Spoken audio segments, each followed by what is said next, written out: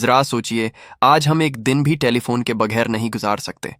हर घड़ी, हर पाल हमारे पास ये छोटा सा डिवाइस होता है जो हमें दुनिया के किसी भी कोने में लोगों से बात करने का मौका देता है।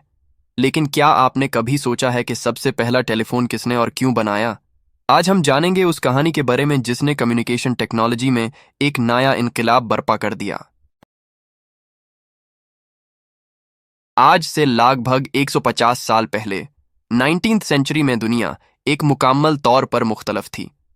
लोगों के पास दूर दूर तक बात पहुंचाने का कोई और रास्ता नहीं था सिवाय घोड़ों या खत के जरिए।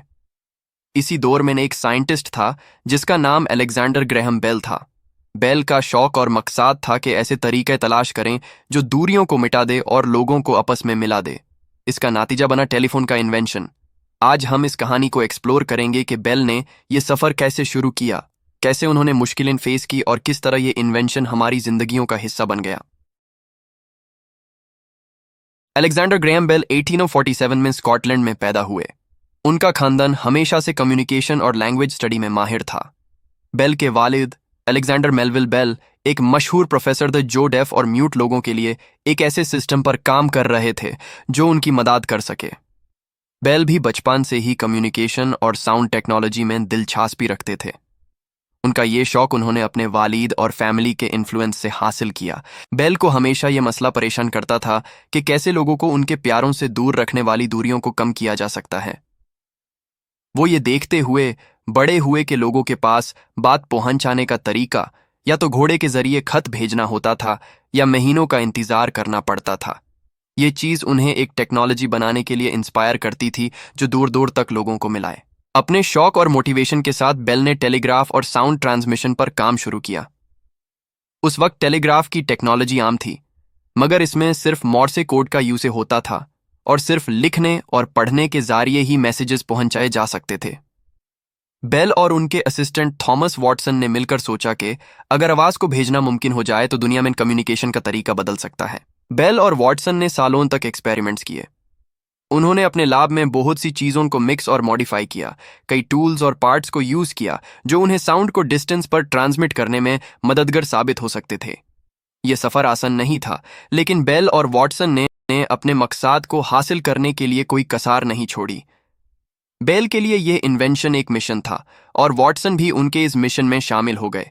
हर एक्सपेरिमेंट में नए चैलेंजेस और फेलियर्स का सामना करते हुए उन्होंने आखिरकार अपने मकसद के करीब पहुंच ही गए। आखिर एक यादगार दिन आया जब बेल और वॉटसन के एक्सपेरिमेंट्स में वो कामयाबी हासिल हुई जिसका वो इंतजार कर रहे थे। एक दिन बेल ने वॉटसन को कहा, mister Watson, come here, I want to see you. यह वो पहली कॉल थी जो टेलीफोन के जरिए की गई। वॉटसन ने बेल की आवाज को दूसरे रूम में सुना और यह वो लम्हा था जो सिर्फ उन दोनों के लिए नहीं बल्कि पूरी दुनिया के लिए भी नया था। पहली बार यह मुमकिन हुआ था कि आवाज एक रूम से दूसरे रूम में बिना किसी रुकावट के पहुंचाई गई। बेल और वॉटसन के लिए यह एक इमोशनल मोमेंट था और बेल ने रियलाइज किया कि उनका यह इन्वेंशन दुनिया के कम्युनिकेशन में एक नए दौर का आगाज करेगा। इस पहली सक्सेसफुल कॉल के बाद दुनिया में पहली बार दौर दौर तक लोगों ने बिना किसी मुश्किल के बात करना शुरू किया।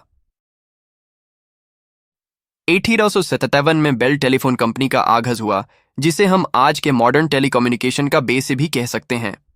बेल के इन्वेंशन ने बिजनेस और पर्सनल कम्युनिकेशन में एक नए दौर का आगाज किया और धीरे धीरे टेलीफोन का सिस्टम दुनिया के हर कॉन्टिनेंट में फैलने लगा। टेलीफोन ने दुनिया में सिर्फ कम्युनिकेशन को नहीं बल्कि हर इंसानी रिश्ते को भी आसानी दी। लोगों ने अपने करीबी लोगों के साथ जितनी आसानी से बात करना शुरू किया, वो पहले कभी मुमकिन नहीं था। आज हम अपने मोबाइल फोन्स या स्मार्टफोन्स के जरिए अपने दोस्तों और फैमिली से राब्ता रखते हैं, लेकिन इसकी असल फाउंडेशन बेल के टेलीफोन इन्वेंशन पर ही थी। आपको क्या लगता है, क्या आने वाले वक्त में कोई ऐसी टेक्नोलॉजी हो सकती है जो टेलीफोन के बराबर का असर ला सके? अपने थॉट्स कमेंट्स में जरूर शेयर करें और अगर आपको ये कहानी पसंद आई हो तो लाइक और सब्सक्राइब जरूर करें। अगले एपिसोड में फिर मिलेंगे एक नए और दिलचस्प तारीखी वाकये के साथ।